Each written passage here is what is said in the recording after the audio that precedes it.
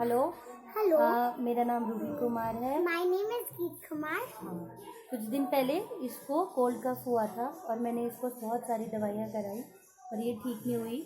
और उसके बाद हमने मैम से इसकी नेचुरोपैथी कराई 1 हफ्ता और उसके बाद इसका जो कोल्ड कफ है वो बिल्कुल ठीक हो गया है और उसके बाद इसको कोई प्रॉब्लम नहीं हुई है।